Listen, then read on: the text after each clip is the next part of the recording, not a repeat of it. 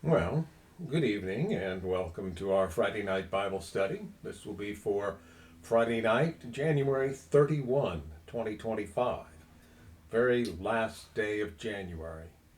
February starts tomorrow, February 1st. We do have a sermon presentation that we plan to make available at 11 o'clock Central Time tomorrow, uh, so that you can plan on that if you would like.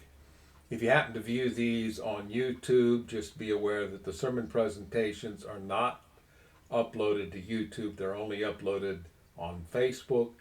So if you want to see the sermon presentation, you'll have to go to the Facebook group In Vain Do They Worship Me. And there you'll find all of our Friday night Bible studies as well as our sermon presentations. Has been a rather eventful week. Started out, we have a very old alarm clock that has a red, this is an older style red display on it. I don't think it's really LED, it's some other sort of solid state display in red, something you might have seen 20 years ago or more. And it started flashing all the time. When you and I got married. How about that thing when you and I met? All right, so it may be like 40 years old. Yeah, it could be.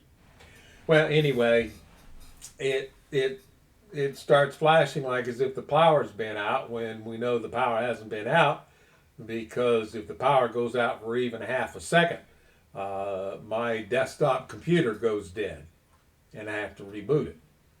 So we know the power hadn't been out, but it's flashing like it is, and then it started giving us reading the wrong time. And so when I went shopping on Monday, I went and found where they had alarm clocks and other such display clocks. I thought, well, I'll just get a new one, replace it. So I got one, and I got one that happened to have a couple of USB ports for plugging in devices to charge them. What I didn't realize until I got it home was that it itself plugs in to a USB port. Well, all right, so I found a free USB port, plugged it in, and nothing happened. So I punched the power button, and nothing happened. So then I got out the instruction book that came with it. And it said plug it in USB and it should just come on. So the power button was for the radio functions. Well, okay, it didn't come on. But I kept reading, and well, you need to have a USB power source that's rated for between 1 and preferably 2 amps. So I looked at the one I plugged it into, and it was 0.15 amps. Well, okay, that's not nearly enough. So I got to looking through various USB power supplies they had available in the house, and I found one that said 1.5. Well, that's not to the ideal, but it should work at 1. So I plugged it into that, and nothing happened. So the new alarm clock is back in its box on the counter on top of a receipt. I will probably take it back and say I couldn't get this to work. Anyway. Are you getting to be too old to know how to operate things these? Well, actually, I spent what 2 or 3 hours messing with that. I got out the electric meter and made sure I was getting 5 volts out of the USB things, and I was. So, well, all right. If that's the case, then it's bound to be the clock because. But anyway, maybe I can find one that actually plugs into the wall, and if it then has USB port to charge things, it would be useful in that way. But I could actually plug it into the wall instead of having to plug it in by some USB adapter or so. And then, of course, there was the Wednesday evening crash at Reagan National Airport in our nation's capital. Now, this is the airport from which the Air Florida flight took off back in the 80s. It crashed into the Potomac River. Well, actually, it ended up in the Potomac River after crashing into the 14th Street Bridge, which is just a little ways north of the airport. And that is the flight where Arland Williams was noted for passing the rescue cable that they were dropping down to the plane to rescue the few people who had survived the crash to other people. And when they finally came back to get him, he had succumbed to hypothermia in the cold water and he didn't make it. And so the interstate bridge just south of the 14th Street Bridge is now named in his honor. In this case, it was a crash between a regional jet and a military helicopter. And someone was pointing out that the runway, the main runway at Reagan National Airport. Reagan National Airport has 3 runways, but they all intersect each other, so they can only use one at a time. The longest one, 1 and 19, the numbers are the numbers on runways. Runways are numbered according to the closest compass heading of the direction that you're landing. So a runway in one direction has one number, and they strip off the last 0. So if you're going due north, well, that would be runway 36. If you're just a little off from that, well, that becomes runway 1. They don't use 00 for runways. The opposite runway for runway 36 is runway 18, so the opposite runway for runway 1 would be runway 19. The runway 1 and 19 runway is the longest runway at this airport. It's on the Virginia side of the river, but it's right across from the National Mall and the main parts of the District of Columbia. And somebody has figured out that runway is the busiest runway in the United States. Now, there are busier airports. Hartsfield Jackson, Atlanta has at least 4 runways. O'Hare has a whole bunch of runways. LAX has, I think, at least 4 runways. So, these larger airports have multiple runways, and they run parallel, so they can operate 3 or 4 runways at a time. So they can have 2 runways for arrivals and 2 runways for departures. And so while they're very busy airports, the runways aren't as busy. Since Reagan National, while it does have 3 runways, can only use one at a time, this main runway, the longest one, is the busiest, apparently, in the United States.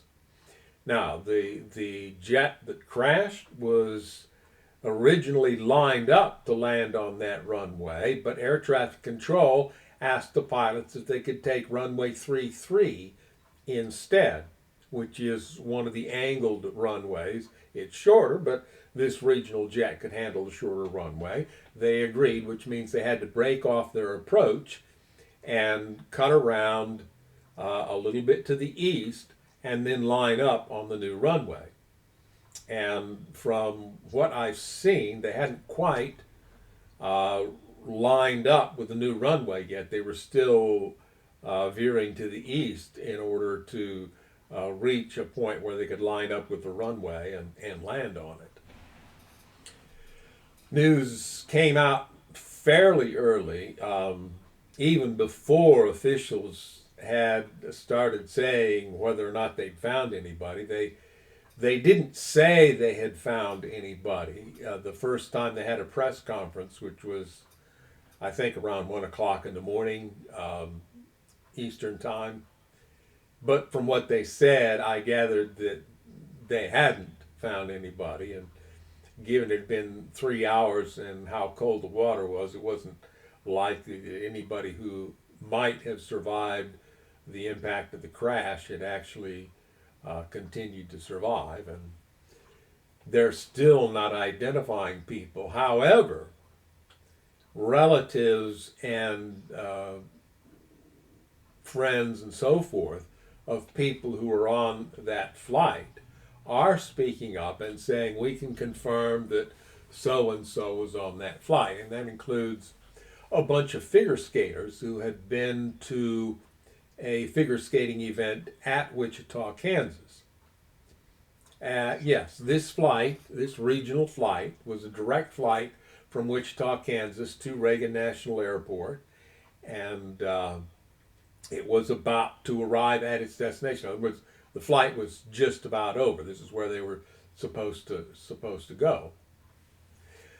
I found it interesting because several things that I find interesting about it. One of them is that for the last year, some of the aviation channels that I watch have been warning that some sort of event like this is bound to happen given all the close calls that have been taking place in the country. And they're warning that our air traffic control system is overtaxed and isn't really capable of dealing with all the stress that's being placed on it. The economy is doing rather well, so people feel they have the money to fly, so more people want to fly, and if people want to fly, the airlines put the pressure on to go ahead and add flights, and things are already too busy, but they want to add more flights.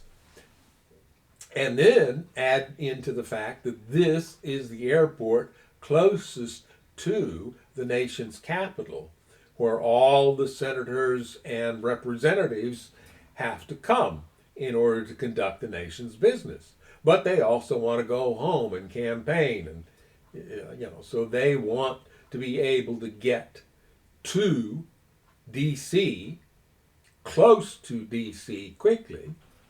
So they are pressuring the airport to accept more flights.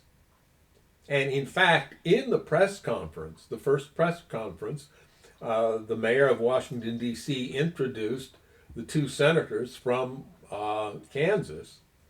And one of them brazenly admitted, as if it were something to be proud of, that he had been instrumental in getting this particular flight instituted from Wichita to Reagan National.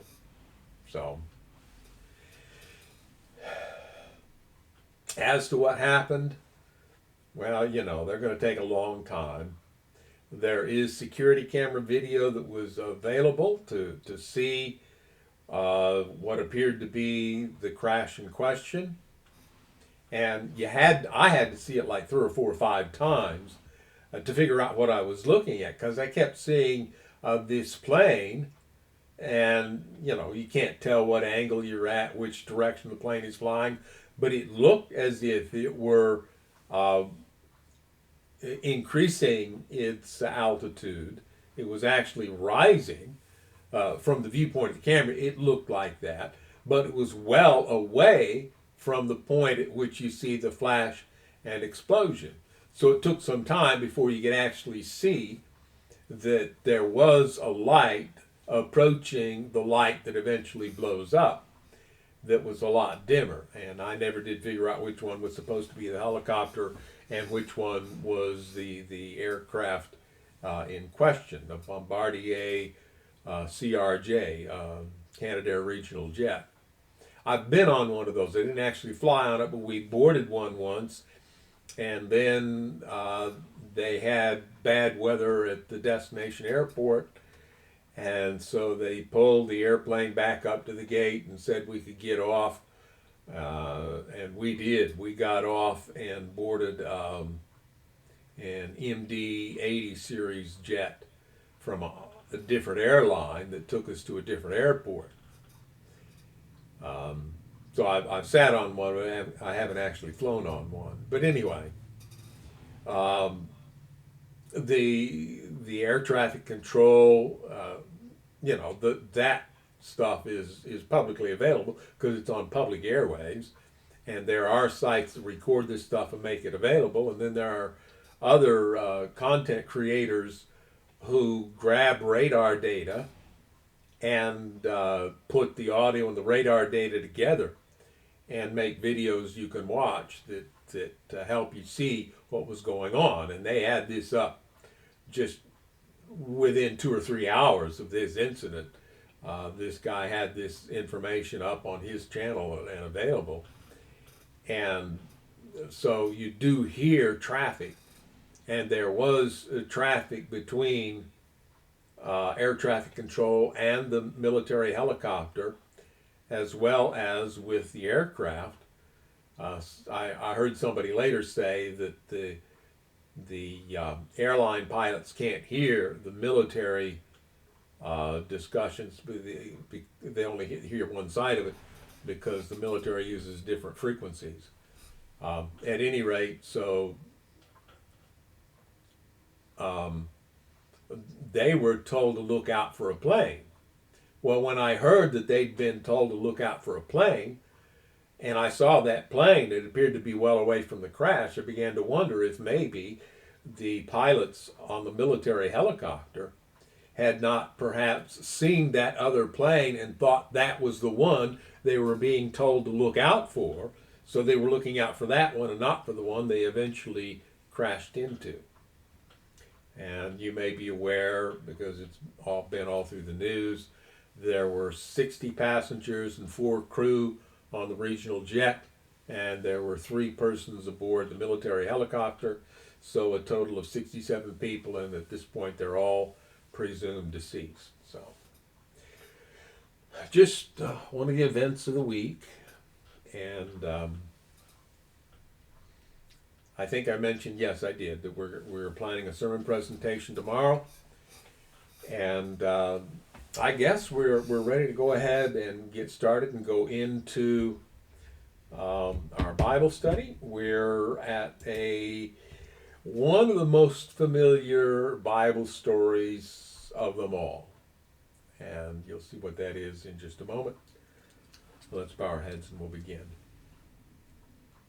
Our Father in heaven, we thank you so much for giving us the written word. We hear that how many people have passed away this week, and we're grateful that we're still here to be part of this life, as rough as it is, and to be part of the preparation for eternal life, which we are certain will be much better.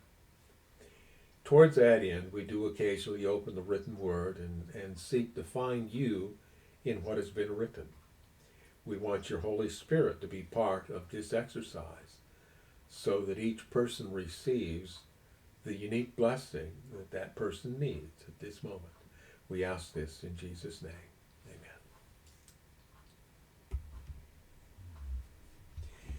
Amen. So, we are ready for 1 Samuel chapter 17, the story of Goliath. And I learned something interesting, and I'm not sure what to make of it. We'll get to it in a minute. We'll discuss it when we get there. But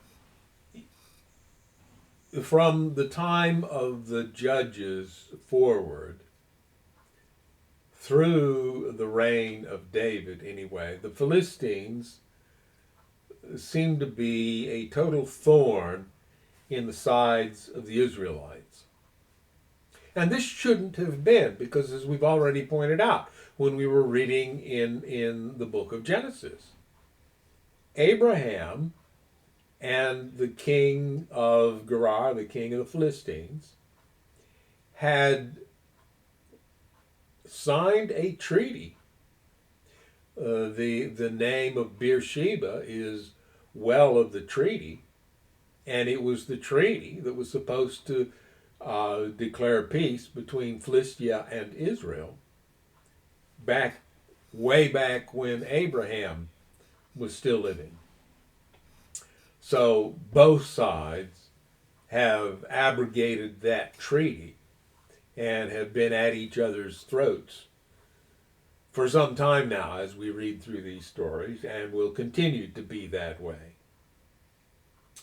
So it says here, chapter 17, the Philistines now mustered their army for battle and camped between Soko in Judah and Azekah at Ephes Dammim.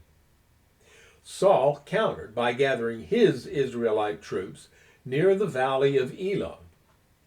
So the Philistines and Israelites faced each other on opposite hills with the valley between them. Not unusual to see battles like that even in our day. Take the high ground, so you end up with both armies on high ground and a valley between them. And how do they now deal with that impasse? Because to go to the other side, you have to pass through the low ground of the valley where you're vulnerable. Got to get over here if it's going to scroll down this part. Then Goliath, a Philistine champion from Gath, came out of the Philistine ranks to face the forces of Israel. He was over 9 feet tall. He wore a bronze helmet, and his bronze coat of mail weighed 125 pounds. Now, that 9 feet is what I think most versions say about this. Yeah, I turned to the wrong section there. I didn't have my marker in my NIV version here for where we're reading. It's yes. The NIV says over 9 feet tall. He had a bronze helmet on his head and wore a coat of scale armor of bronze weighing 5,000 shekels. And of course, this is footnoted, both of those. And we're going to scroll down there, but we're going to find something interesting that I don't think the NIV bothered to point out. How tall was Saul? Head and shoulders taller than everybody else, but that would make him probably 6'6" or so. Well, that's judging by our size. How was their size then compared to us today? Well, probably not that different. The human frame is pretty well idealized for its size. You look at an animal like a hippopotamus or an elephant that is large, and you will see that the limbs get thicker. They have to in order to deal with the added weight. So, suggest that the people could be like twice as tall then as they are now, they would have had to have been a lot thicker. So that doesn't really stand the test of reality. But at any rate, footnote A here says the Hebrew reads 6 cubits and 1 span, which is almost 10 feet. They say here 9.75 feet or about 3 meters. However, they also point out that the Dead Sea Scrolls and the Greek version read 4 cubits and 1 span, which is closer to 6 3/4 feet, 6 feet 9 inches, or about 2 meters. Well, I had a roommate once that was 6 feet 9 inches. So that's. You asked me out that was a lot bigger than that. What'd you say? That guy asked me out once that was a lot bigger than that. I mean, he was like close to the size of Goliath. Well, then we get to wondering, well, both the Dead Sea Scrolls and the Septuagint, the Greek version, have this change from what the Hebrew reads, which makes us think that, these are uh, amendments of a sort to the original text. And maybe that's because the people began to think this story is a little too unbelievable. Let's make it more believable. Let's cut a couple of cubits off this guy's height. I don't know. And let me look at the.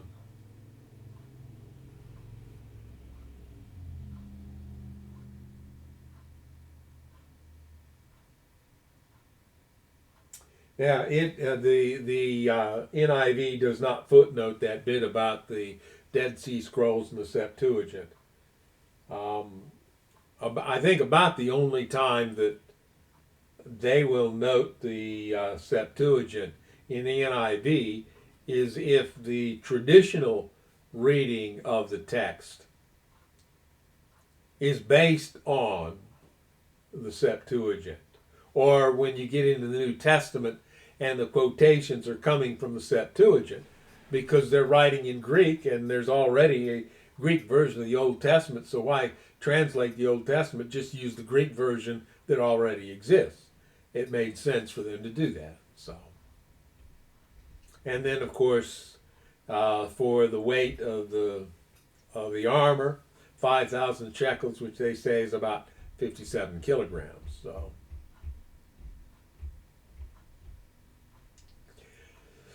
he also wore bronze leg armor, and he carried a bronze javelin on his shoulder.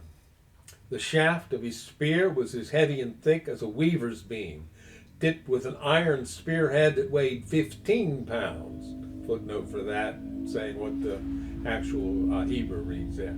His armor bearer walked ahead of him carrying a shield. Goliath stood and shouted a taunt across to the Israelites. "Why are you coming out to fight?" he called. "I am the Philistine champion, but you are only the servants of Saul. Choose one man to come down here and fight me. If he kills me, then we will be your slaves, but if I kill him, you will be our slaves. I defy the armies of Israel today. Send me a man who will fight me." When Saul and the Israelites heard this, they were terrified and deeply shaken. You face a big man like that, strong, trained for battle, and he's wanting to engage in man-to-man combat, champion type thing. Uh, you will hear that in fictional literature today. The idea of having a champion, a couple of champions, one selected for each body, and the outcome determined by this one-on-one combat. So this is what. When you're facing it, some dude twice your size literally wants to take you out. This 9-foot guy. It's not funny. It's scary. Yeah. And I ran.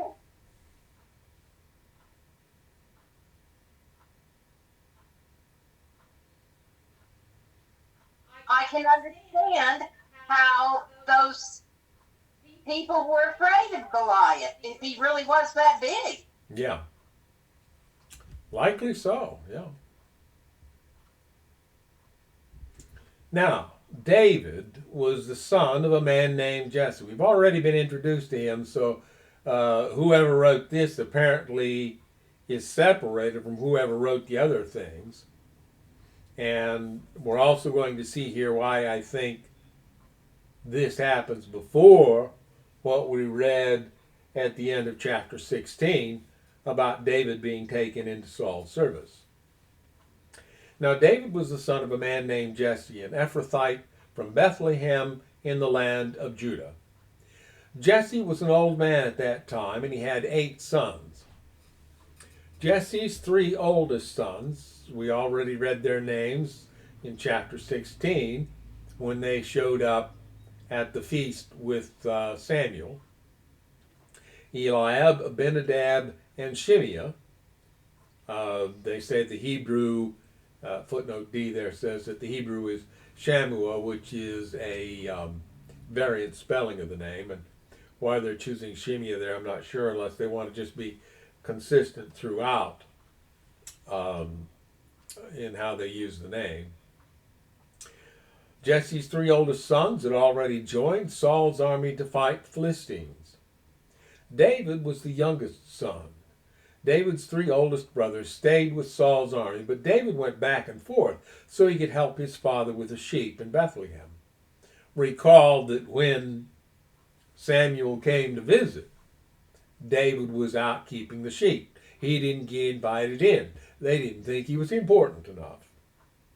And we're about to see his family's attitude toward him.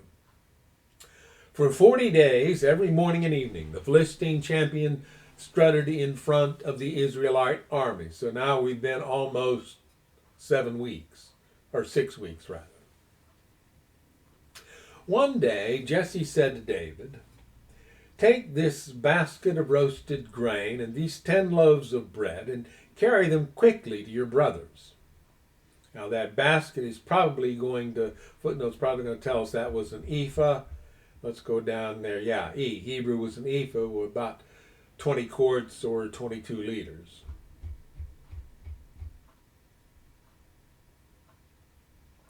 So take this ephah of roasted grain and these 10 loaves of bread and carry them quickly to your brothers, and give these 10 cuts of cheese to their captain. See how your brothers are getting along, and bring back a report on how they are doing. And footnote F is, and take their pledge. All right. Did that say cheese? It did say cheese, yes. Oh, wow, that's interesting. Years ago, I wrote off to get a free cooking course on how to make cheese, and it included the history of cheese making. Yeah.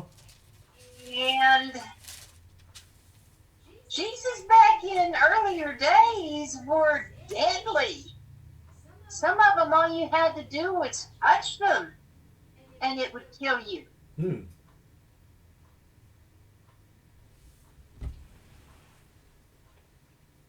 They could have just killed the Philistines by sending them food.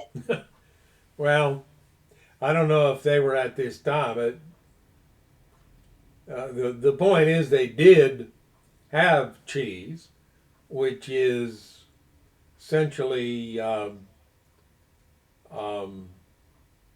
Well, it's not the same stuff that we have today. well, probably not exactly,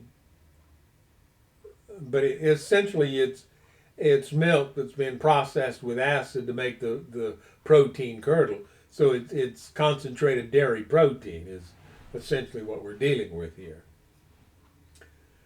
Back then, in the history, they would put it in caves and let it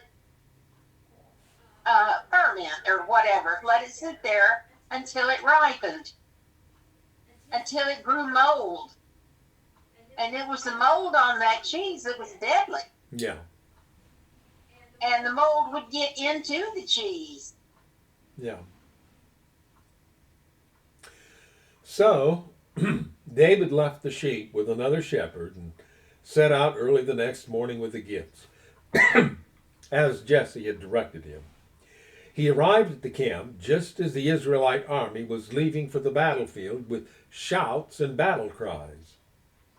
Soon the Israelite Philistine forces stood facing each other, army against army. David left his things with the keeper of supplies and hurried out to the ranks to greet his brothers. As he was talking with them, Goliath, the Philistine champion from Gath, came out from the Philistine ranks. Then David heard him shout his usual taunt to the army of Israel. Now notice so far the narrative has not said anything about the God of Israel, just the armies of Israel. He's just taunting the army. He's doing the kinds of things you would expect a champion like this that his people consider their ace in the hole. This is our win the battle free card. Um, the kinds of things you would expect such a person to say. As soon as the Israelite army saw him, they began to run away in fright. He was the intimidator. Yeah. Have you seen the giant? The men asked. He comes out each day to defy Israel. The king has offered a huge reward for anyone who kills him. He will give that man one of his daughters for a wife, and the man's entire family will be exempted from paying taxes. So apparently, Saul is bothered enough by this to offer a reward for taking out this Philistine champion. David asked the soldiers standing nearby, "What will a man get for killing this Philistine and ending his defiance of Israel? Who is this pagan Philistine anyway that he is allowed to defy the armies of the living God?" Now there's the first reference. David himself makes it. He's bringing God into this situation. The Philistine didn't, but now David does. He says the armies of Israel serve the living God. So they are the armies of the living God. This guy's a pagan. What business does he have mouthing off against the armies of Israel, which he calls the armies of the living God? And these men gave David the same reply. They said, "Yes, that is the reward for killing him." But when David's oldest brother Eliab heard David talking to the men, he was angry. "What are you doing around here anyway?" he demanded. "What about those few sheep you're supposed to be taking care of? I know about your pride and deceit. You just want to see the battle."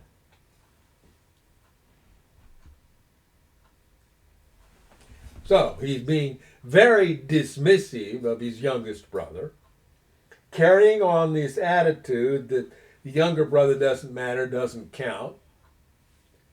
But why is he so angry? And why is he using the kind of insults that he's using, imputing to him negative motivations for what he's done? I read somewhere that David is the son of a concubine.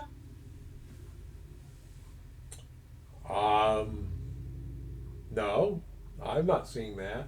Not a full brother. Not a legit brother. Not that I'm aware of. Okay, I heard that somewhere, but I never researched it.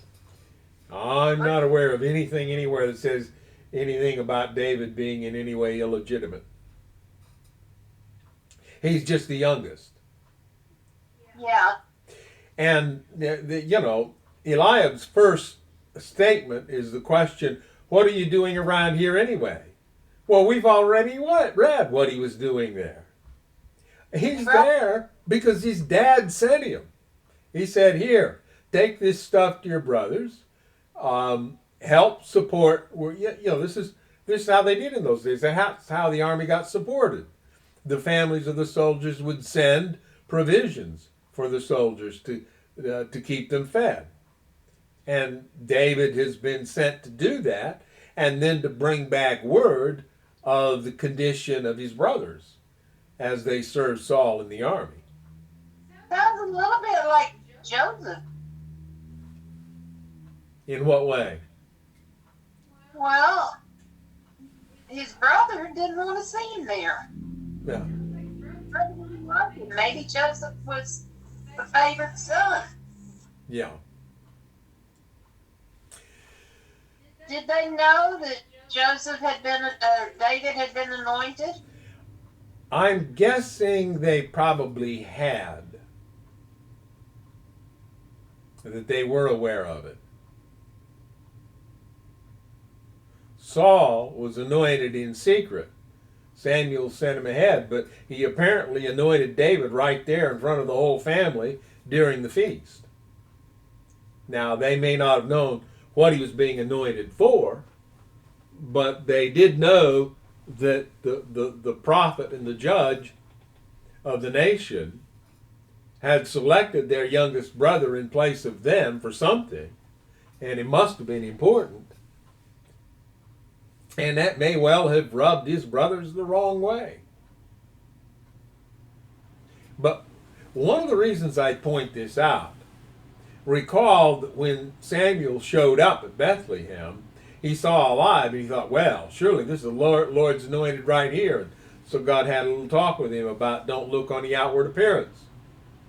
You're human. You look on the outward appearance. That's all you can see. But I'm God. I look at the character.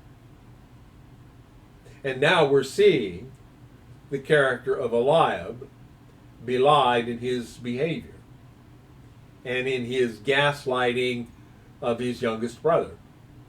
In other words, a 5-foot woman shouldn't be afraid of a 9-foot man asks her out. I think I missed some key words there. Can you try that again? In other words, a 5-foot woman shouldn't be afraid if a 9-foot man asks her out. I didn't say that.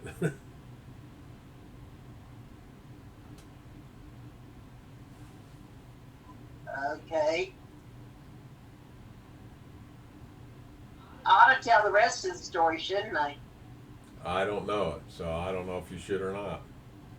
Yeah, the pastor knew the man, and the man was wanting to date somebody, so the pastor called my mother and told her about him and asked my mother if I would go out with him. And my mother said, yeah, she would be happy to go out with him.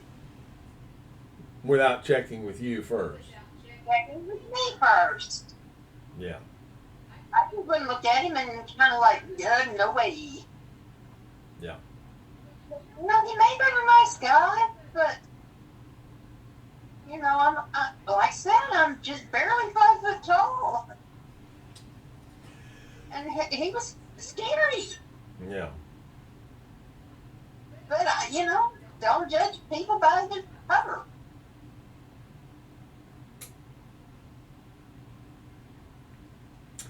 What have I done? And if a 9-foot man wants to ask me out now, I'll consider it. What have I done now? David replied. I was only asking a question. He walked over to some others and asked them the same thing and received the same answer. Then David's question was reported to King Saul, and the king sent for him. Don't worry about this Philistine, David told Saul. I'll go fight him. Now one wonders what Saul was thinking to allow this. Don't be ridiculous, Saul replied. There's no way you can fight this Philistine and possibly win. You're only a boy, and he's been a man of war since his youth.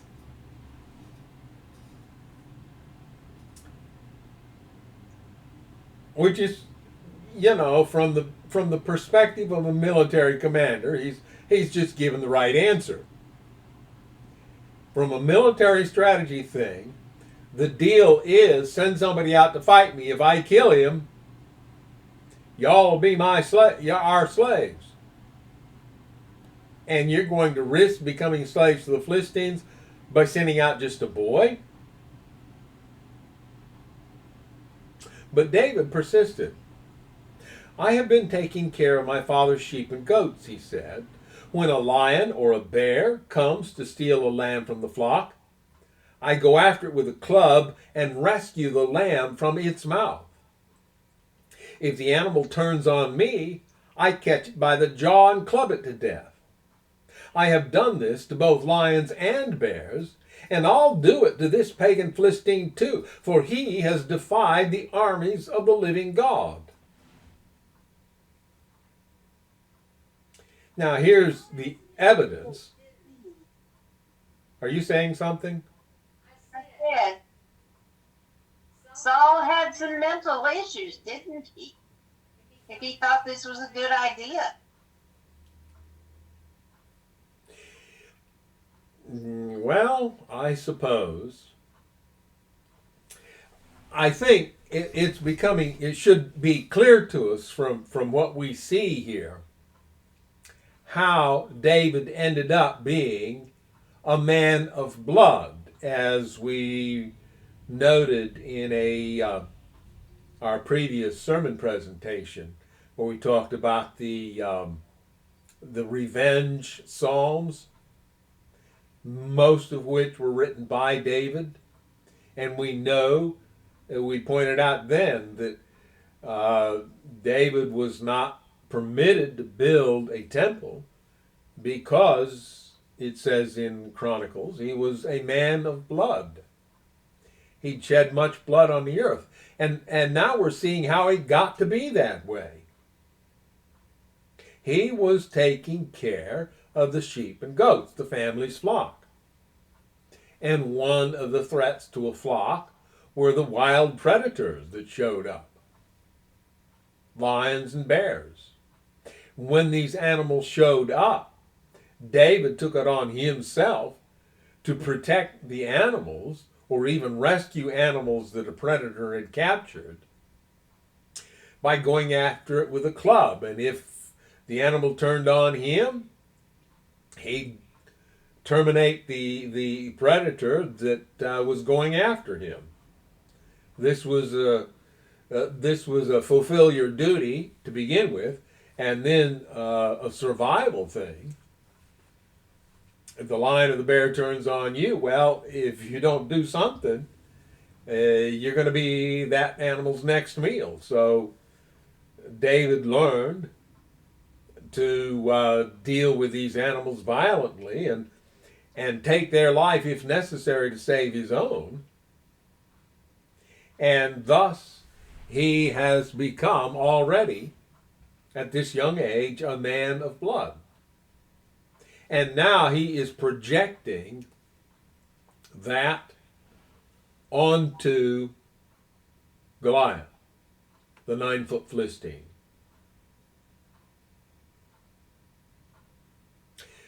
So it says, Saul finally consented. All right, go ahead, he said, and may the Lord be with you. I don't know. Maybe Saul was desperate. They'd been there 40 days. None of his hired champions were willing to take this guy on. Maybe he felt like he didn't have any other options. He'd take advantage of the only option he had. Then Saul gave David his own army. But remember that Saul's a tall man. A bronze helmet and a coat of mail. David put it on, strapped the sword over it, and took a step or two to see what it was like, for he had never worn such things before. I can't go in these, protested to Saul. I'm not used to them. They probably didn't fit anyway. So David took them off again. He picked up 5 smooth stones from a stream and put them into his shepherd's bag. Then, armed only with his shepherd's staff and sling, he started across the valley to fight the Philistine. Goliath walked out toward David with his shield bearer ahead of him, sneering in contempt at this ruddy-faced boy. Am I a dog, he roared at David, that you come at me with a stick? Recall that in that culture a dog was the most despicable of animals. So are you insulting me? Coming out at me like this? And he cursed David by the names of his gods. So now that David has brought his God into it, Goliath feels empowered to bring his own gods into it. And so he's cursing David by the names of his gods. Come over here and I'll give your flesh to the birds and wild animals, Goliath yelled. David replied to the Philistine, You come to me with sword, spear, and javelin. But I come to you in the name of the Lord of heaven's armies, the God of the armies of Israel, whom you have defied. Today the Lord will conquer you, and I will kill you and cut off your head. And then I will give the dead bodies of your men to the birds and wild animals, and the whole world will know that there is a God in Israel. So we read about this on the most common modern field of combat, which is sports venues.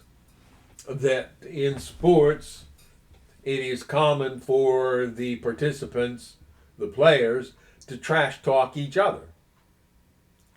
And so here are David and Goliath coming at each other, trash talking each other. And Goliath has threatened to feed David to the birds and wild animals, and David says, well, that's what I'm going to do to you. It's kind of like, same to you, huh? Now, it might strike us who believe in the goodness and nonviolence of God as out of character for these people to referring to God as being the one who is going to defeat Goliath. And it may be true that he did have a hand in what's about to happen. But the death of Goliath falls to David, not to David's God.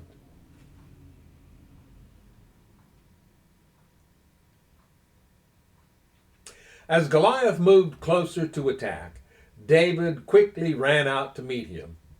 Reaching into a shepherd's bag and taking out a stone, he hurled it with his sling and hit the Philistine in the forehead. The stone sank in, and Goliath stumbled and fell face down on the ground. So David triumphed over the Philistine with only a sling and a stone, for he had no sword. Then David ran over and pulled Goliath's sword from its sheath. David used it to kill him and cut off his head.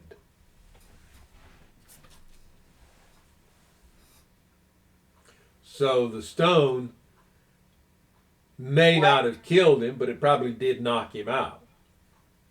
Wow, that's so alluring. No, yeah, right. Well, he's a man after a woman's heart, you know. There are retellings of this story that suggest that there was some hubris in Goliath's actions. Well, I'm sure there was. But they suggest that Goliath actually pushed back his helmet a little bit, making his forehead accessible to David's stone, because he was so certain that he had this little shepherd's boy well and truly defeated before the battle even started. It's pretty clear he didn't expect to be hit by a stone. If, in fact, he was 9 feet tall, he probably didn't have the agility to dodge it once it started his direction, if he even saw it. And thus we have the original David and Goliath story, and it has become a favorite theme in literature. The idea that the disadvantaged person can, by some sort of cunning or sly maneuvering, defeat the obviously advantaged foe. When the Philistines saw that their champion was dead, they turned and ran. Then the men of Israel and Judah gave a great shout of triumph and rushed after the Philistines, chasing them as far as Gath and the gates of Ekron. Footnote G, as in some Greek manuscripts, the Hebrew just reads a valley. So, the bodies of the dead and wounded Philistines were strewn all along the road from Sha'araim as far as Gath and Ekron. Then the Israelite army returned and plundered the deserted Philistine camp. David took the Philistines' head to Jerusalem, but he stored the man's armor in his own tent. Now that parenthetical expression there, we wonder about that because at this point in history, Jerusalem's in the control of the Jebusites. So if David took the head to Jerusalem, it would have been many years later when he was king and had captured Jerusalem from the Jebusites. What happened to that armor? He put it in his own tent. What happened to it in the long run? Who ended up with it? Well, I don't know about the armor. The sword ended up with the priests. Okay, but who was big enough to be able to wear the armor? Probably nobody. It was just what's the term I'm wanting? Just a trophy, a symbol of one's prowess in battle. I defeated the man who wore this armor. Aren't I great? Manhood. Yeah. As Saul watched David go out to fight the Philistine, he asked Abner, the commander of his army, "Abner, whose son is this young man?" And here's another evidence that what we were told about at the end of chapter 16 hadn't happened yet, because nobody seems to know who this is. "I really don't know," Abner declared. "Well, find out who he is," the king told him. As soon as David returned from killing Goliath, Abner brought him to Saul with Philistine's head still in his hand. That's kind of gruesome. "Tell me about your father, young man," Saul said, and David replied, "His name is Jesse, and we live in Bethlehem." So if Saul had to ask about it, recall that in chapter 16, when David gets called to play for Saul, that he's specifically told that this shepherd boy who's a good musician is the son of Jesse of Bethlehem. So at that point, Saul would have known.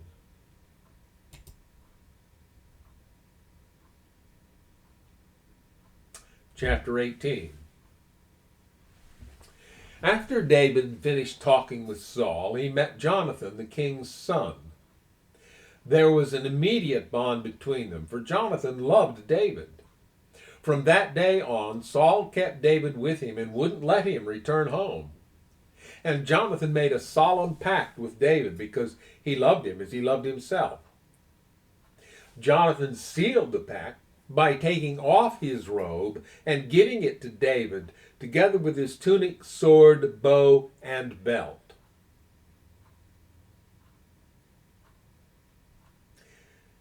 Now, Jonathan's robe and probably his weapons were status symbols identifying him as a prince of Israel. And Jonathan saw something in David that he liked. And the two became very close friends. So close that Jonathan took off his status symbols and gave them to David. Whatever Saul asked David to do, David did it successfully. So Saul made him a commander over the men of war, an appointment that was welcomed by the people and Saul's officers alike. So whatever else we might say about David, he apparently had considerable charm. And anybody who met him liked him. He was pretty too.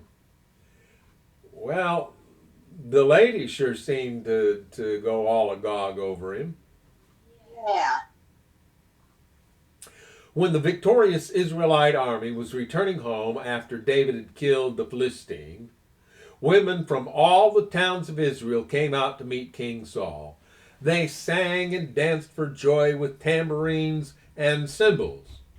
Cymbals, let's see, footnote A, the type of instrument represented by the word cymbals is uncertain. Well, all right. Something handheld, almost certainly. This, So I'm wondering about the bride price that he paid for Michael. we're not there yet. Uh, yeah, is that a sign of manhood to do something like that? Yeah, well, we'll talk about that when we get there. This was their song. Saul has killed his thousands, and David his 10,000s. This made Saul very angry. What's this? He said. They credit David with 10,000s and me with only thousands. Next, they'll be making him their king. So from that time on, Saul kept a jealous eye on David. What's his focus? His focus is on who's going to be the next king. And he sees David's popularity and he can't stand it. And so David becomes enemy number one in Saul's sight. The very next day, a tormenting spirit from God overwhelmed Saul. Footnote B, an evil spirit or a tormenting spirit. And of course, at this point, when these narratives were written, if the spirit came on him, it came from God. That's the only explanation they had for it. So they would say that it came from God, even though it almost certainly did not. The very next day, a tormenting spirit from God overwhelmed Saul. Well, stop and think about it. Saul's been holding resentful thoughts in his mind since the day before. He's been dwelling on it. We already know he's mentally unstable. Something's bound to give. Even a sane mind is not going to stand up to that kind of resentment held as fiercely as Saul was holding it. And so it says he began to rave in his house like a madman. David was playing the harp as he did each day. Now see, the part that we read about in chapter 16 now has happened, and David's been called in to play the harp to soothe Saul. But now it's not working. And it's not working because the man playing the harp trying to soothe him is the very man that put him into this fit to begin with. But Saul had a spear in his hand, and he suddenly hurled it at David, intending to pin him to the wall. But David escaped him twice.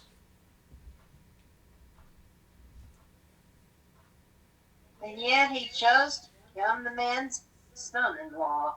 Yeah. Saul was then afraid of David, for the Lord was with David and had turned away from Saul.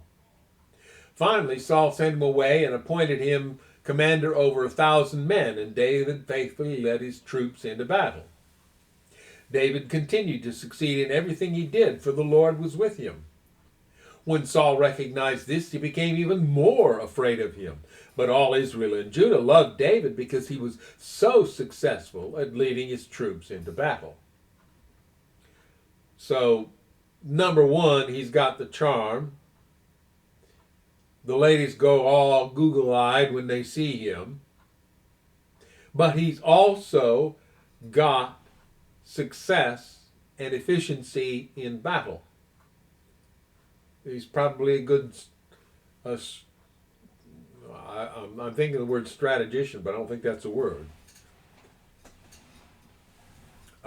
He's strategically astute, and he's successful. And of course, their interpretation was, well, this was because the Lord was with him.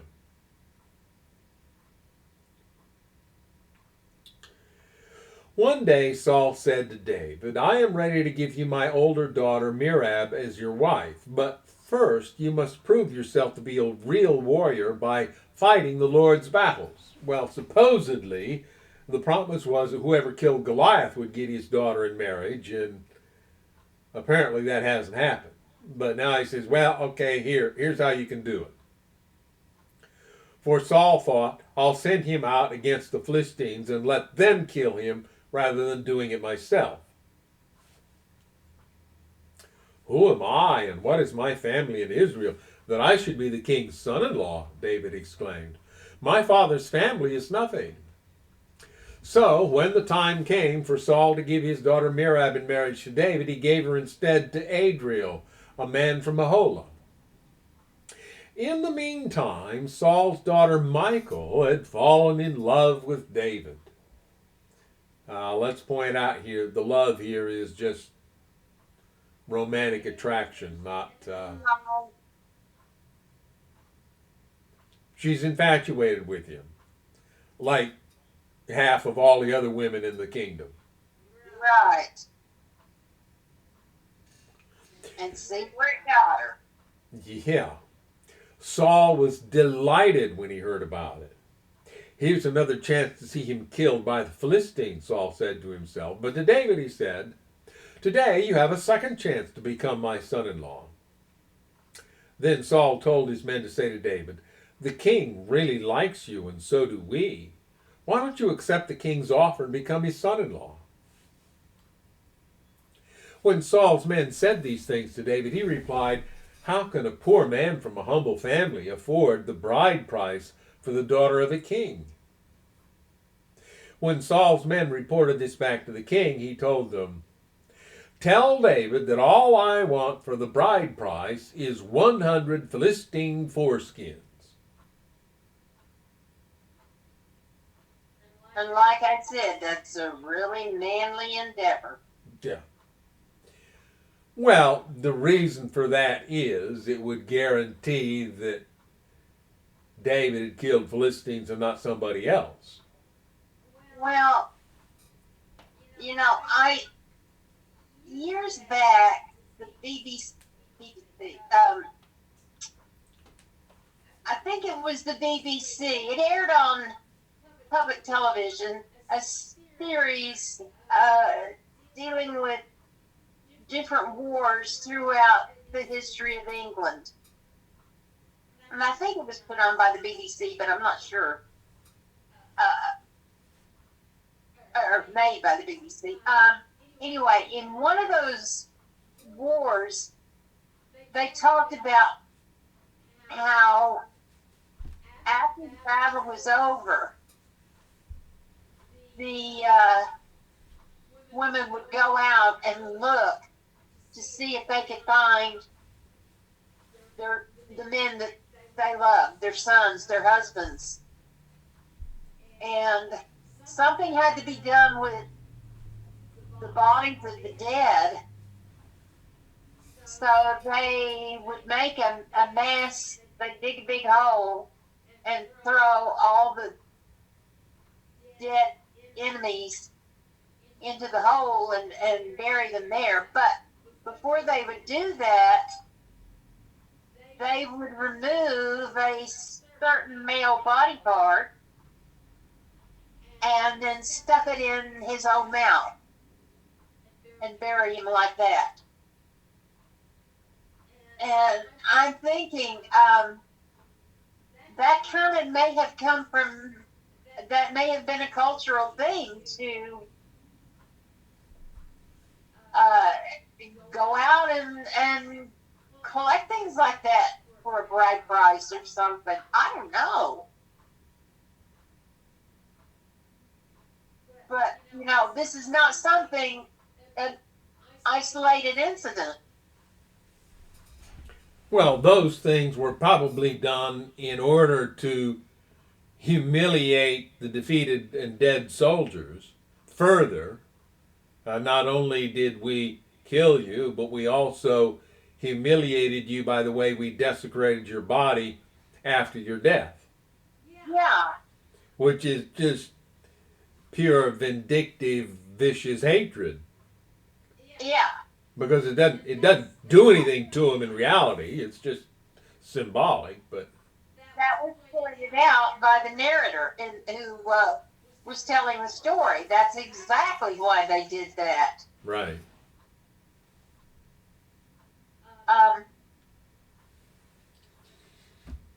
but every time I hear about what David, what Michael's bride price was, and how David went out and acted, I gotta wonder, was this not unusual?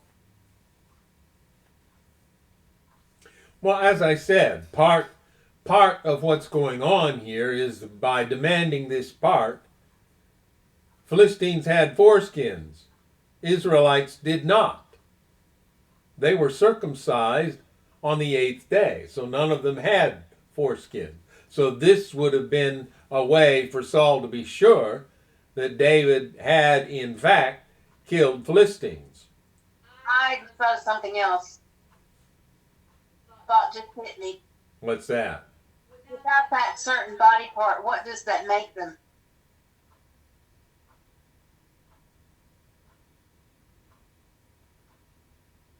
They're no longer male.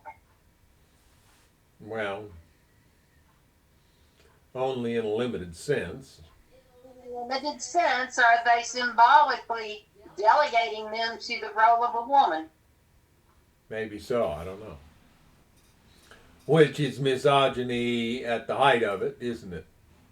It's what they were, good at. They were big on misogyny. Yeah, Women having to call their husbands Lord. no. David, vengeance on my enemies is all I really want, Saul says. But what Saul had in mind was that David would be killed in the fight.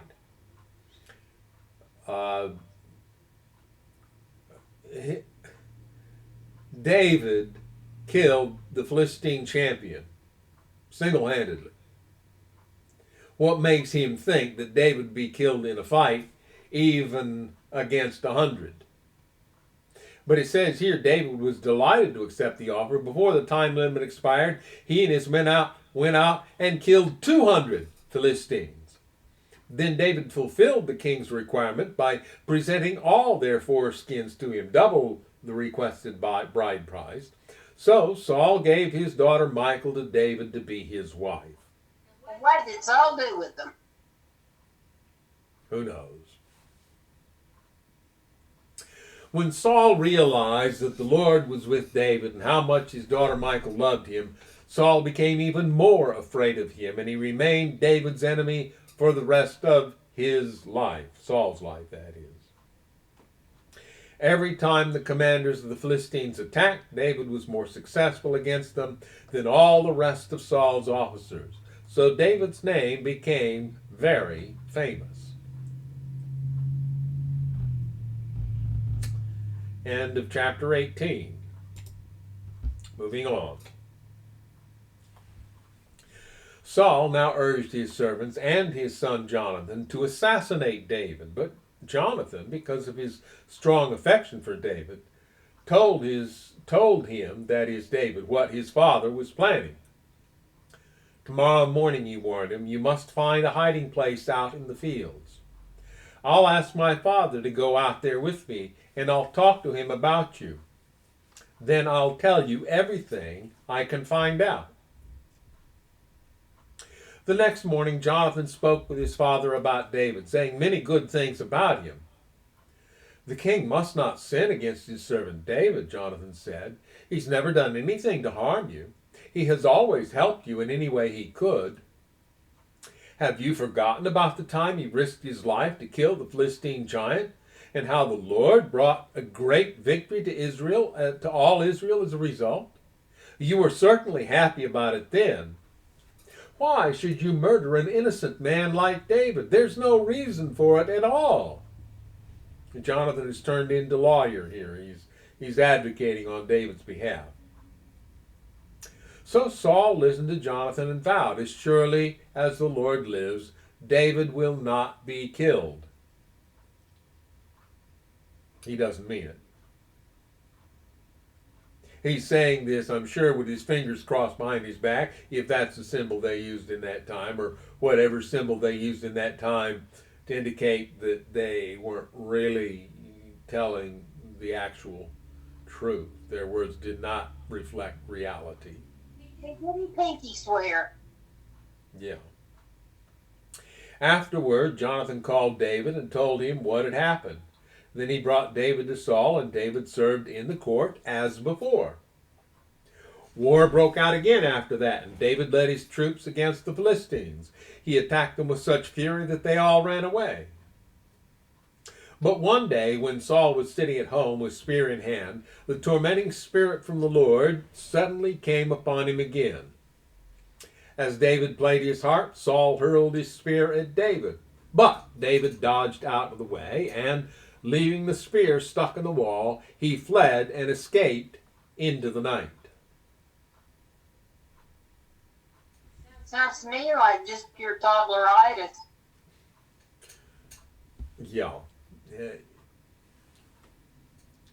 Well, he's losing control of himself in these instances. They see it as an evil spirit from God, just because that's how they thought. And he's mad and throwing a tantrum. Ultimately, this is a case of the man's emotions overcoming his rational thinking. And toddleritis. Yeah. And this event marks the separation point between David and Saul. David's about to leave, and he will not rejoin Saul's service from this point forward. So this is, well, it said David escaped twice the first time. Now it says he just escaped and left the spear stuck in the wall, and he fled into the night. Then Saul sent troops to watch David's house. They were told to kill David when he came out the next morning. But Michal, David's wife, warned him, "If you don't escape tonight, you will be dead by morning." So she helped him climb out through a window, and he fled and escaped. So they were expecting him to leave by the front door, and probably weren't expecting him to leave at night, so he was able to get out. Then she took an idol and put it in his bed, covered it with blankets, and put a cushion of goat's hair at its head. When the troops came to arrest David, she told him he was sick and couldn't get out of bed. But Saul sent the troops back to get David. He ordered, "Bring him to me in his bed so I can kill him." But when they came to carry David out, they discovered that it was only an idol in the bed with a cushion of goat's hair at its head. "Why have you betrayed me like this and let my enemy escape?" Saul demanded of Michal. "I had to," Michal replied. "He threatened to kill me if I didn't help him."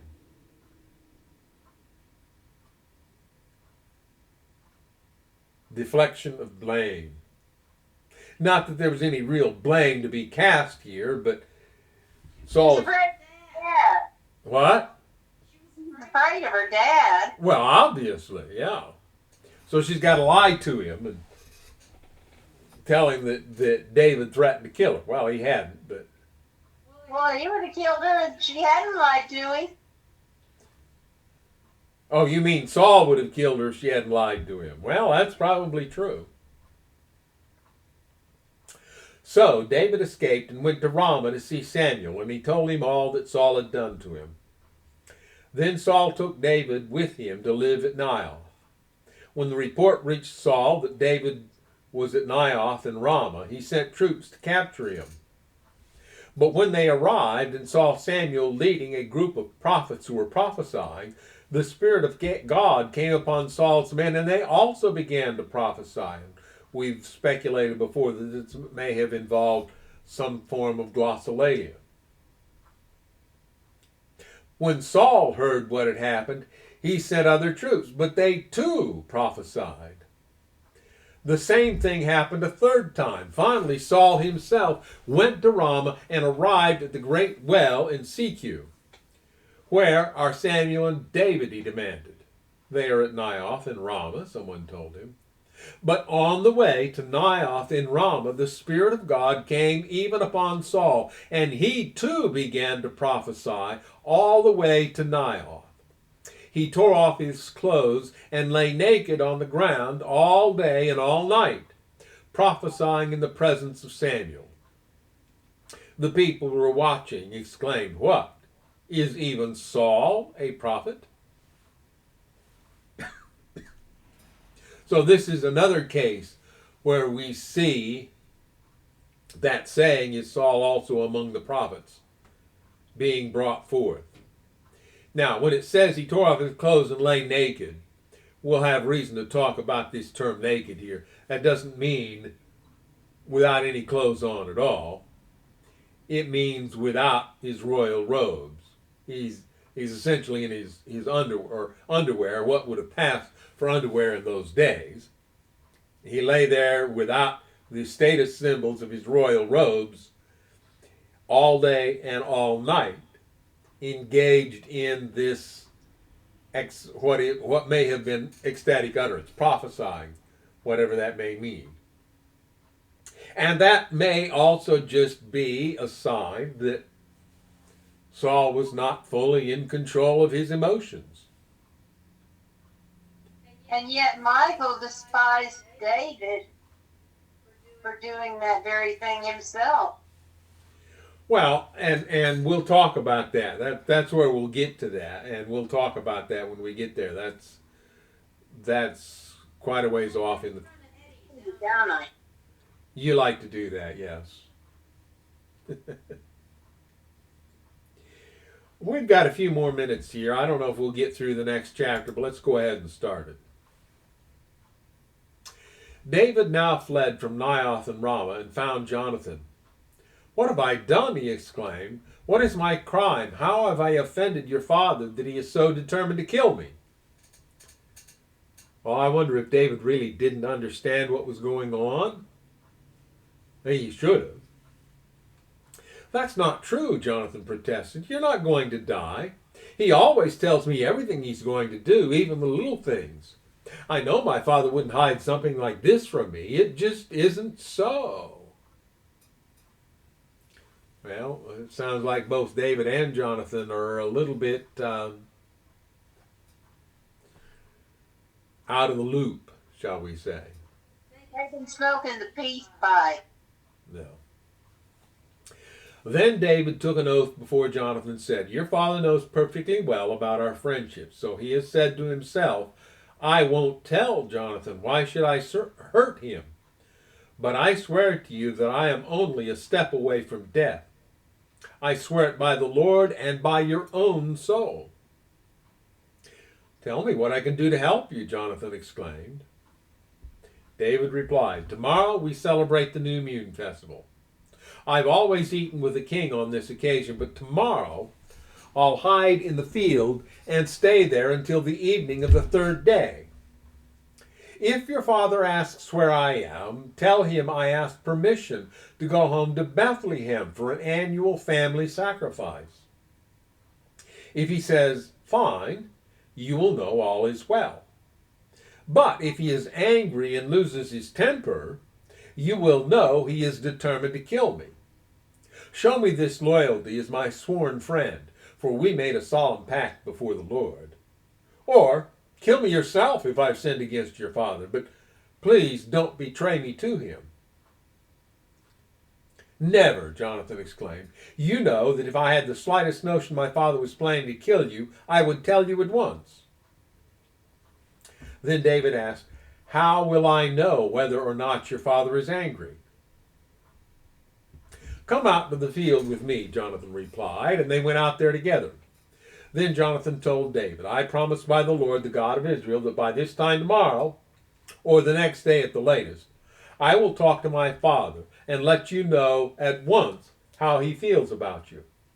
If he speaks favorably about you, I will let you know. But if he is angry and wants you killed, may the Lord strike me and even kill me if I don't warn you, so you can escape and live.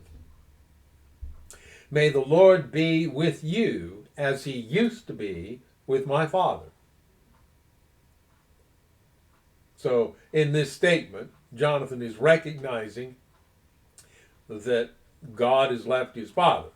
Not that God leaves anybody that wants him, but if you're not wanted, he doesn't stay. And Saul quit wanting, and so, honoring Saul's wish, the Lord has left. And may you treat me with the faithful love of the Lord as long as I live. But if I die, treat my family with this faithful love, even when the Lord destroys all your enemies from the face of the earth. So Jonathan made a solemn pact with David, saying, may the Lord destroy all your enemies. Footnote A, with the house of David.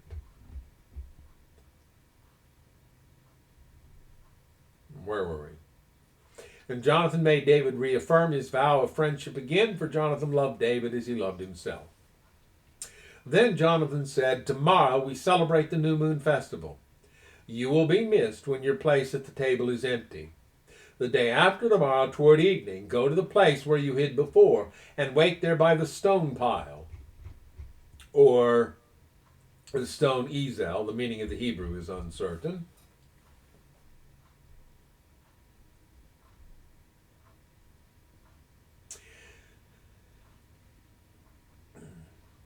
Wait there by the stone pile. I will come out and shoot 3 arrows to the side of the stone pile as though I were shooting at a target. Then I will send a boy to bring the arrows back. If you hear me tell him they're on this side, then you will know, as surely as the Lord lives, that all is well and there is no trouble. But if I tell him, go farther, the arrows are still ahead of you, then it will mean that you must leave immediately, for the Lord is sending you away. And may the Lord make us keep our promises to each other, for he has witnessed them. So David hid himself in the field, and when the new moon festival began, the king sat down to eat.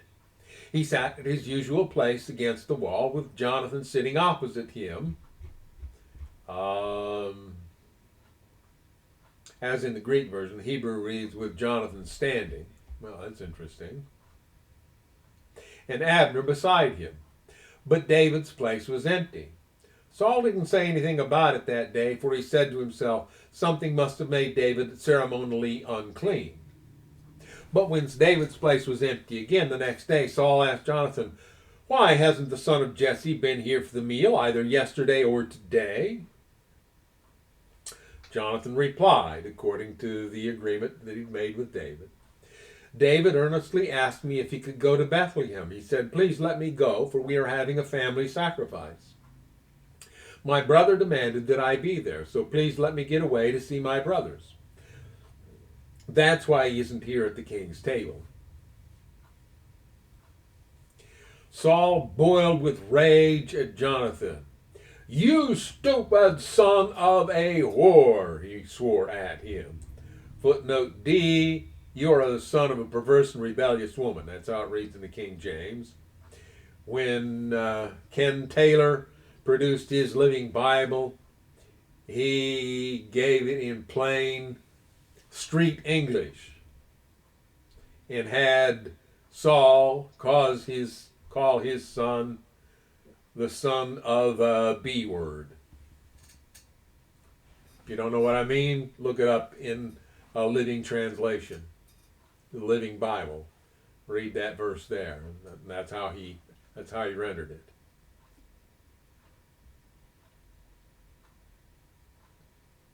Don't you think I know that you want him to be king in your place, shaming yourself and your mother? Well, he's already cussed out Jonathan's mother. Now he's going to say, well, you're shaming him, even though Saul has just done the same. As long as that son of Jesse is alive, he'll never be king. Now go and get him so I can kill him. Now again, what is Saul's focus here? Saul's focus is on his dynasty. Jonathan isn't worried whether David becomes king and he doesn't. That doesn't seem to matter to Jonathan, but it sure does matter to Saul.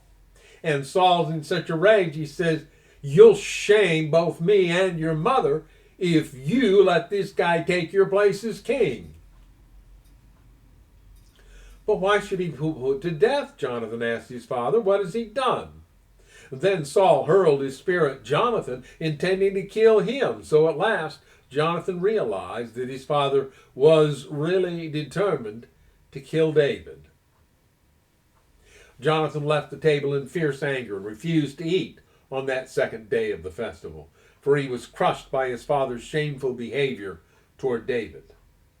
The next morning, as agreed, Jonathan went out into the field and took a young boy with him to gather his arrows. Start running, he told the boy, so you can find the arrows as I shoot them. So the boy ran, and Jonathan shot an arrow beyond him. When the boy had almost reached the arrow, Jonathan shouted, "The arrow is still ahead of you. Hurry, hurry, don't wait." So the boy quickly gathered up the arrows and ran back to his master. He, of course, suspected nothing. Only Jonathan and David understood the signal. Then Jonathan gave his bow and arrows to the boy and told him to take them back to town. As soon as the boy was gone, David came out from where he had been hiding near the stone pile. Same issue as before. We're not sure what the Hebrew means there. Then David bowed 3 times to Jonathan with his face to the ground. Both of them were in tears as they embraced each other and said goodbye, especially David. At last Jonathan said to David, "Go in peace, for we have sworn loyalty to each other in the Lord's name. The Lord is the witness of a bond between us and our children forever." Then David left, and Jonathan returned to the town. This sentence is numbered 21:1 in the Hebrew text, although why that's important, I don't know, because chapters, numbers were applied much later and were not part of the original Hebrew text. So the numbering in the Hebrew text I don't think is particularly important.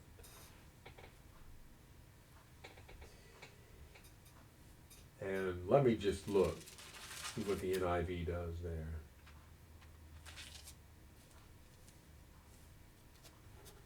And we're going from 20 to 21, right?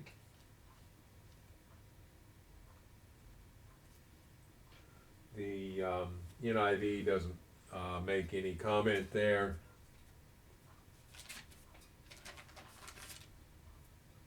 Let's see what the King James does. I'm sure it'll be the same.